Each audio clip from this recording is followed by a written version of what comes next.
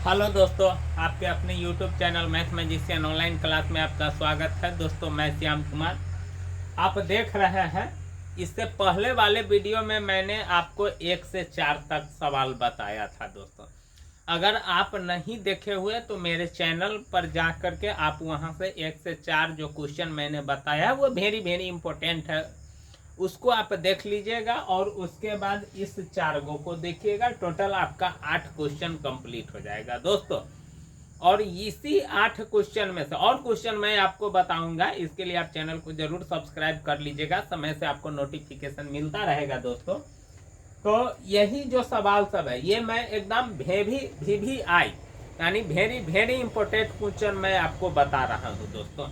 तो आप इस वीडियो सबको मिस मत कीजिएगा दोस्तों। तो सबसे पहले चलिए ठीक है, देर नहीं करते हैं, सबसे पहले आपको सवाल बताते हैं। देखिए मेरे पास सवाल है और जब ये सवाल सब सॉल्व जब आप हल कर लेते हैं तो समझिए आपका मैथ पक्का है। 90 का यानी 100 में 100 नंबर निश्चित है आपका आएगा।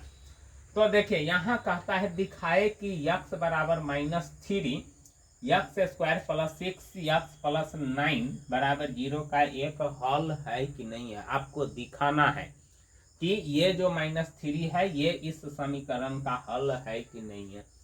फिर आप सोचिएगा अगर आपको नहीं आता होगा तो दिखाएंगे कैसे, ऐनक तो ले नहीं जा सकते हैं दोस्तों।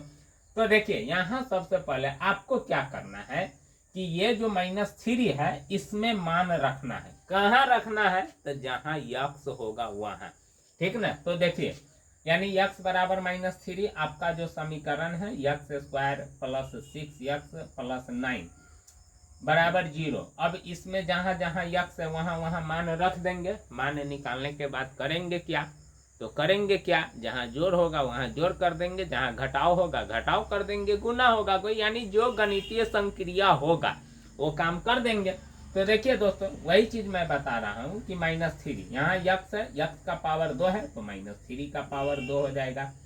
प्लस 6 गुने x, तो 6 तो इसमें गुना है तो ये तो गुना होबे करेगा किसमें, -3x है तो -3 आप प्लस 9 देख रहे हैं कि ना, रख दिए कि नहीं। अब उसको सॉल्व कर देंगे, पावर 2 है तो 2 बार 3 तिहाई 9 और देखिए प्लस माइनस माइनस असमान चिन्ह है, 6 18 प्लस 9। देखिए अब ये 9 और 9 क्या हो जाएगा, जुट जाएगा। ये तो माइनस है तो इसको तो आप अभी तो इसमें से घटा नहीं सकते क्योंकि बोडमास का नियम है कि जो समान चिन्ह है उसको पहले जोड़िए। तो देखिए यहाँ 9 और 9 क्या हो जाएगा, 18 माइनस 18 बराबर 0 आ गया कि नहीं आ गया।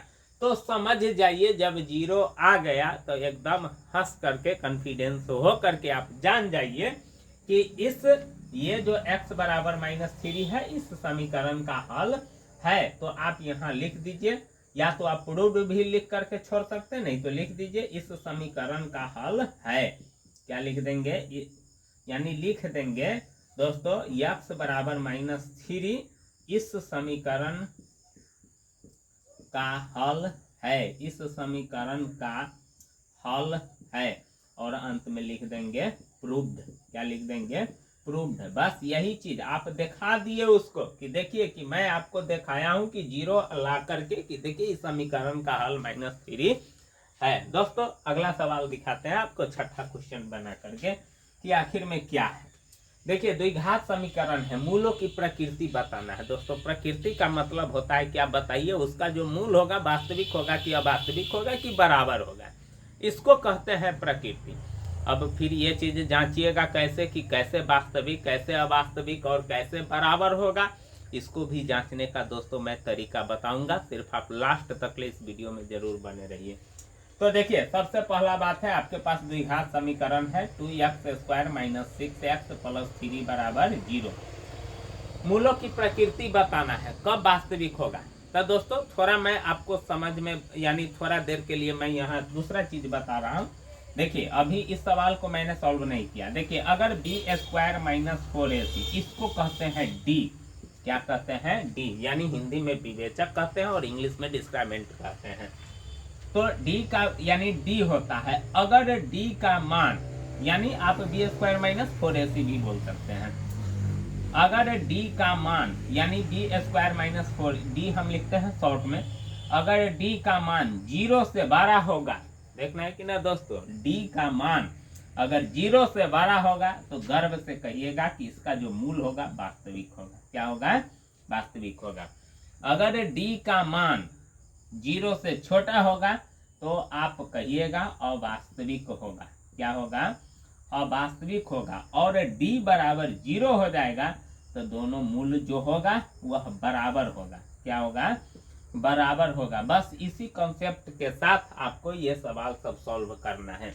अगर d का मान 0 से बड़ा होगा वास्तविक होगा, अगर d का मान 0 से छोटा होगा तो अवास्तविक। छोटा कैसे होगा? तो माइनस में चला जाएगा तो समझ जाइए छोटा है। अगर 0 आ जाएगा तो बराबर है। तो चलिए यही चीज करते हैं। सबसे पहले a b c ढूंढ लेते हैं क्योंकि आपको इसमें a b c जरूरत पड़ेगी। तो देखिए a बराबर 2 है क्योंकि x का जो गुणांक होता है, b बराबर -6 है और c बराबर क्या है? 3 है। चलिए d निकालते हैं। b² - 4ac फार्मूला लिख लेते हैं। b² - 4ac क्योंकि दोस्तों आप सवाल जब भी हल करते हैं तो फार्मूला जरूर लिखिए, काहे कि फार्मूला लिखते लिखते आपको याद हो जाएगा। तो क्या हो जाएगा? b² - 4ac, b है -6 तो इसका स्क्वायर -4, a आपका 2 है और c आपका 3 है। चलिए अब इसको सॉल्व करते हैं। 6 × 1 36, 3 दूना 6, यहाँ 3 है, 3 दूना 6 चौक 24। अब 36 में से 24 घटाइएगा तो घट जाएगा। 6 में से 4 गया तो 2 होगा और 3 में से 2 गया तो 1 होगा, 12 होगा। यानी धनात्मक आया है। यानी ये जो 12 है आपको बुझाता ही है कि 0 से 12 है। यानी ये जो निकला है ये d का मान निकला है। इसका मतलब d जो है वह 0 से 12 है कि नहीं है दोस्तों? तो इसका मतलब इसका जो मूल होगा, इसका जो प्रकृति होगा वह वास्तविक होगा। क्या होगा? वास्तविक। और यही आपका क्या करना है? आंसर लिख देना है दोस्तों। इस प्रकार से सॉल्व करते हैं। आपको अगला क्वेश्चन मैं दोस्तों बताता हूं। अब ये चीज तो आप समझ गए हैं, चलिए ठीक है। अब उसके बाद क्या करता हूं, देखिए यहाँ 7वां सवाल मैं आपको दोस्तों बताता हूँ। समांतर श्रेणी दिया हुआ है। क्या दिया हुआ है? समांतर श्रेणी है। मैं आपको ये जो वायरल क्वेश्चन सब है दोस्तों, यानी एकदम BBI इंपॉर्टेंट क्वेश्चन है, जब आप सॉल्व कर लेते हैं तो मतलब सवाल आपका इसी पैटर्न का आएगा, सिर्फ संख्या सब चेंज रहेगा। अगर आप इसको सॉल्व करते हैं दोस्तों तो वहां भी आपको कोई परेशानी नहीं होगी। तो यहाँ देखिए AP आपको दिया हुआ है, यानी समांतर श्रेणी को AP कहते हैं। 18 इसको पूर्णांक तोड़ दीजिए, 15 दूना 30 और 31/2 और उसके बाद क्या है? 13 है। चलिए सबसे पहले पूछता है कि कौन सा पद -47 है। अब कौन सा पद -47 है ये तो आप नहीं जानते हैं, लेकिन इतना जानते हैं कि यनमा पद -47 होगा। चलिए ठीक है, तो an यानी यनमा पद -47 है और a यानी प्रथम पद को कहते हैं। चलिए और d निकाल लीजिए। तो d निकालने के लिए अगला पद माइनस पिछला पद कर देते हैं। तो कर दीजिए, या तो यहाँ से कर दीजिए अगला माइनस पिछला, नहीं तो यहाँ से अगला माइनस पिछला। तो 31/2 में से आप 18 घटाइए। तो घटाइए, बटा पर के घटाव आता होगा, 2 1 का लघुत्तम 2 होगा और ये तो 31, तो यानी 2 से इसमें भाग दीजिएगा 1 मरतबे और 1 से 31 में 31 माइनस 1 से 2 में भाग दीजिएगा तो क्या मरतबे कटेगा? 2 मरतबे और 18 दूना 36। अब घटाइए, 36 में से 31 जाएगा तो -5/2। आपको d भी मालूम हो गया। चलिए दोस्तों यहाँ के बाद मैं आपको यहाँ बना करके दिखाता हूँ। देखिए अब ये कौन सा पद है, मतलब कैमा पद है, ये आपसे पूछता है -47। तो आप जानते हैं दोस्तों an बराबर होता है a + n-1 × d। यही फार्मूला उसमें काम देगा। चलिए an आपका कितना है? देखिए दोस्तों कितना है an, यानी -47, यानी यनमा पद -47, देख रहे हैं ना। और a आपका कितना है? 18, यानी a कहते हैं प्रथम पद को, देख रहे हैं ना। जो डाटा जहां दिया हुआ है वहां रख दे रहे हैं। और n आपको नहीं है और d आपको मालूम है अभी कितना आया है? -5/2। चलिए अब क्या करते हैं, इसको सॉल्व कर देते हैं। जैसे सॉल्व करते हैं -47, अब देखिए 18, तो ये तो अलग पद है। -5 से कोष्ठ वाला जो 2 गो पद है इस दोनों में गुना हो जाएगा, क्योंकि ये घटने वाला तो है नहीं। तो -5/2 से अगर n में गुना करते हैं, सबसे पहले तो 18 तो चलवे करेगा, और देखिए -5/2 से इसमें गुना करते हैं तो क्या हो जाएगा, -5n/2, और इससे इसमें गुना कीजिए तो माइनस माइनस समान पद है तो प्लस 5/2। अब या तो बटा पर के घटाव कर दीजिए, ठीक ना, नहीं तो 18 को इधर आप खींच लीजिए। तो जब 18 को इधर खींच लीजिएगा तो क्या होगा, ये प्लस है तो इधर आएगा तो माइनस, और खींच लीजिए, समीकरण को सीधा कर दीजिए, क्योंकि अब तो वो समीकरण बन गए हैं, तो समीकरण की तरह आपको हल करना पड़ेगा। तो 18 को इधर खींचिएगा तो इधर क्या बच जाएगा, देखिए ना, -5n/2 + 5 बच जाएगा कि नहीं, -5n/2 + 5/2, और इसको इधर खींच लेते हैं तो ये तो -47 इधर तो है ही है, और 18 इधर आएगा तो प्लस है, तो ये भी माइनस हो जाएगा। देख रहे हैं ना, समीकरण में क्या होता है कि जब भी कोई संख्या इधर से उधर होता है ना, तो दोस्तों उसका साइन चेंज होते रहता है। अगर आप इतना भी नहीं समझते हैं तो मेरा जो चैनल है उसमें मैं एक वीडियो बनाया हूं, उसमें भी आप देख सकते हैं कि समीकरण को किस प्रकार से सॉल्व किया जा सकता है। तो चलिए ठीक है दोस्तों, अगर आप समझते हैं, देर समझते हैं, भले लॉन्ग वीडियो है लेकिन आप अच्छे से समझिए, क्योंकि आपके भविष्य का बात है। यहाँ देखिए, इसको बटा पर का जोड़ करना है, आसानी से हो जाएगा। हर बराबर है तो डायरेक्ट अंश वाला को लिख दीजिए, नहीं गड़बड़ हो जाएगा वैसे। देखिए ये 5n है और ये सोझे 5/2 है, तो फिर आप इसको एक साथ नहीं जोड़ घटाव कर सकते हैं, सॉरी मिस्टेक होने वाला था, फिर आपका आंसर नहीं आता। चलिए ठीक है, -5n/2 इसको पहले जोड़ लेते हैं, ठीक ना, जोड़िए, 8 7 15, 4 1 5 1 6, -65 होगा, क्योंकि और ये जो प्लस है ये इधर जाएगा तो -5/2 हो जाएगा। मैंने सोचा था कि ये भी n वाला पद है, इसीलिए मैंने इसको साथ लेकर के आ रहा था। अगर दोस्तों थोड़ा भी अगर भूल होता तो फिर आपका आंसर कहीं से कहीं भाग जाता है, आंसर नहीं मिलता। तो अब आपको क्या करना पड़ेगा कि इधर बटा पर के घटाव करना पड़ेगा, तो कीजिए। चलिए कोई दिक्कत नहीं, आप जब सवाल सॉल्व कर रहे हैं तो आपको कोई परेशानी नहीं होनी चाहिए। 2 पंचे 10, 2 छक्के 12 13, -130 और -5 होगा, ठीक ना। 2 से 2 नीचे काट दीजिए, क्योंकि समीकरण का रूल है कि अगर नीचे पूरे का बटा हो तब, ऐसा बात नहीं है कि पद अभी अलग अलग है या तो ले नीचे से नीचे छ कर दीजिए, तब फिर आपका गड़बड़ हो जाएगा। जब पूरे का बट्टा हो जाए उसके बाद, तो अब इसको आगे बढ़ाइए। चलिए थोड़ा लंबा है, कोई बात नहीं है, मैंने आपको टर्म बाय टर्म समझाने की कोशिश कर रहा हूँ।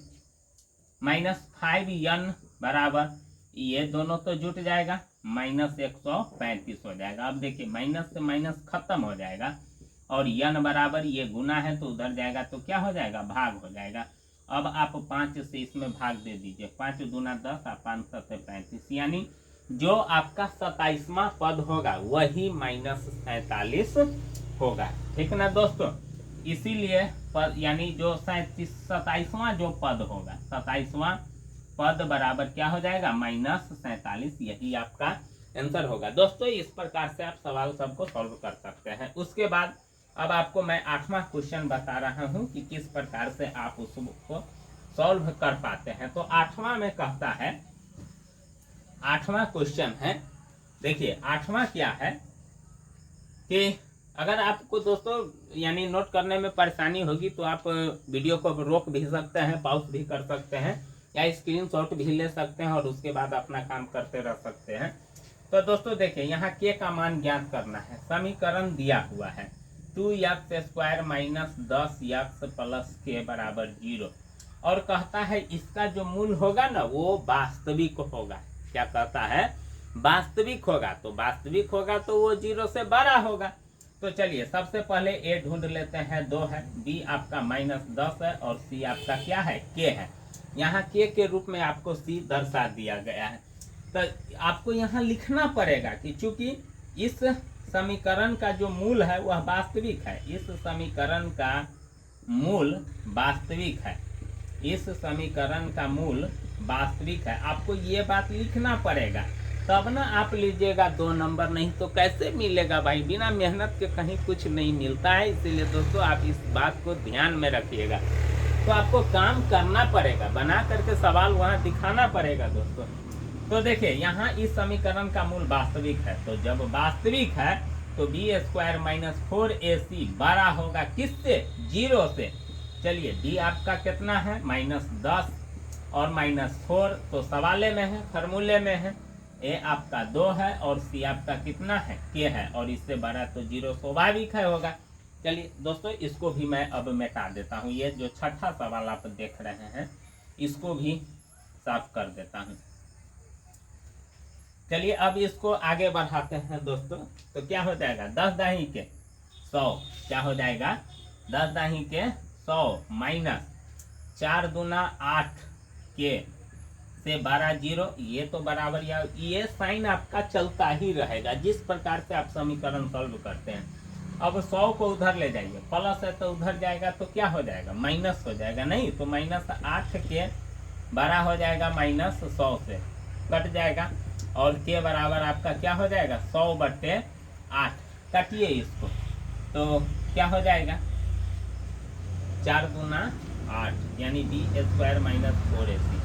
बी आपका 10 है और ए आपका 2 है और सी आपका के है। तो ये 4 दूना 8 के हो जाएगा, 10 दाई के 100, प्लस है तो उधर जाएगा तो हो जाएगा माइनस, तो माइनस से माइनस खत्म हो जाएगा। काटिए इसको, 4 दूना 8 और 4 से 25 मरतबे कटेगा, तो के बराबर 25/2। यही आपका आंसर हुआ। अगर दोस्तों आप इसको दशमलव में चेंज कीजिए या पूर्णांक में चेंज कीजिए, जिसमें चेंज करिए आपकी मर्जी। अगर पूर्णांक में तोड़ना चाहते हैं तो भाग दे दीजिए, तो 24 पूर्णांक नहीं 12 पूर्णांक होगा, 12 पूर्णांक 1/2। अगर आप इसको दशमलव में चेंज करना चाहते हैं तो 12.5। तो इस प्रकार से के का वैल्यू होगा। दोस्तों अगर आपको अच्छा लगे, अगर आप ये सवाल समझ गए होंगे तो दोस्तों वीडियो को जरूर लाइक कीजिएगा, शेयर कीजिएगा और चैनल को भी जरूर सब्सक्राइब कर लीजिएगा। अगले वीडियो में फिर मिलेंगे इससे आगे वाला सवाल। दोस्तों ये वेरी इंपॉर्टेंट चैप्टर है और वेरी इंपॉर्टेंट सवाल सब है। तब तो आज के लिए बस इतना ही। थैंक यू, धन्यवाद।